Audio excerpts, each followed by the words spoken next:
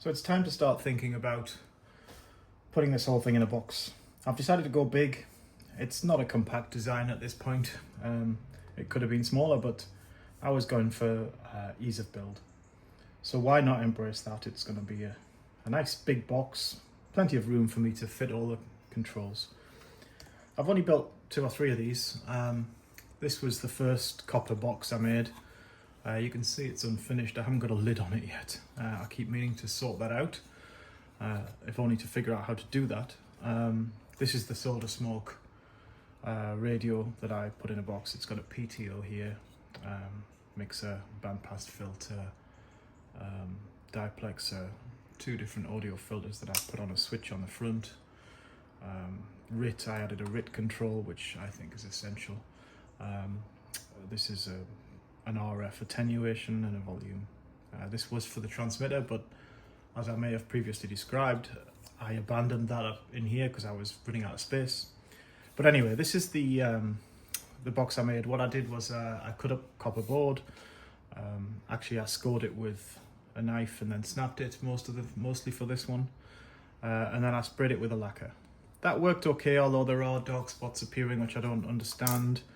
Maybe I didn't spray enough, and it did get slightly damaged along the way. It's really difficult when you make a copper board like this to protect it, especially if you're hacking on it.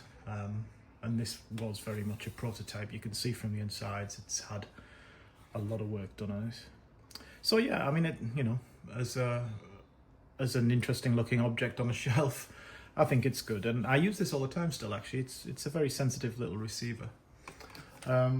For the next one, which is an unfinished project, I put in some a Pi Pico and a frequency synthesizer and an audio board. I haven't quite figured out what this is yet.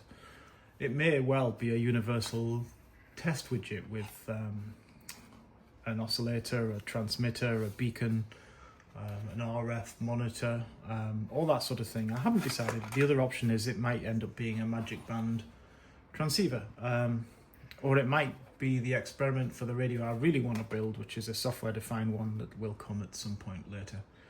But yes, for this one I took a different approach. I used OpenSCAD to draw the panel. I made a plastic panel on my 3D printer, and then I printed it out, tested all the knobs and everything worked, and then used it as a template for the copper board, which made a much cleaner UI, a much cleaner result. So I'm doing the same approach here. I actually had to split it in 2 because it wouldn't fit on the print bed, but this is going to be the front of the case.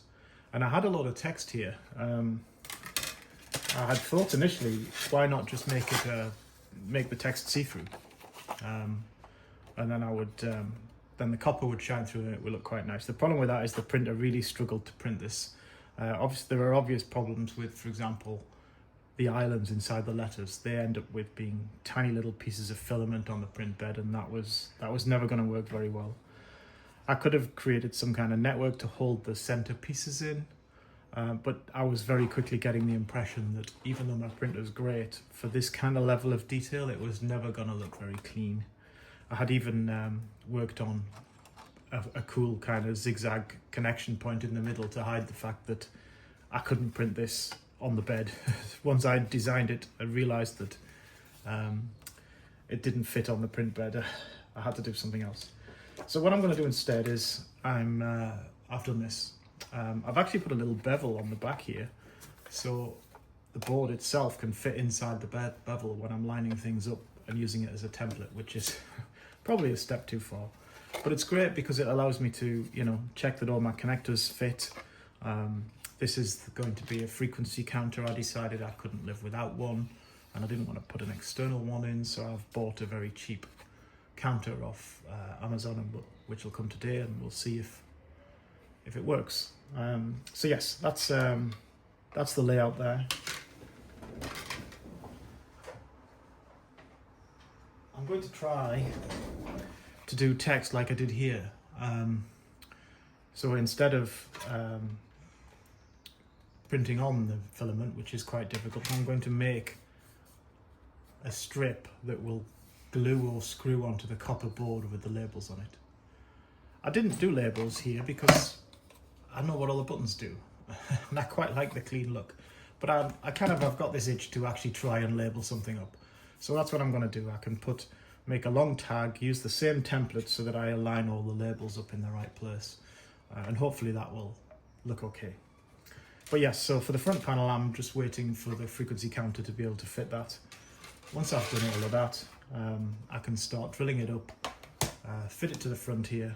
I'm going to put the back panel here, which will have a power connector and an aerial input, and probably an external speaker slot. Although I've been thinking, if the case is this big, there's probably going to be room for a nice little speaker in there. Why not have it completely self-contained? So I just plug in power aerial and I'm away. And then it'll become my default desktop station for a while. So we'll see how that goes. Yeah, that's a little update on the boxing.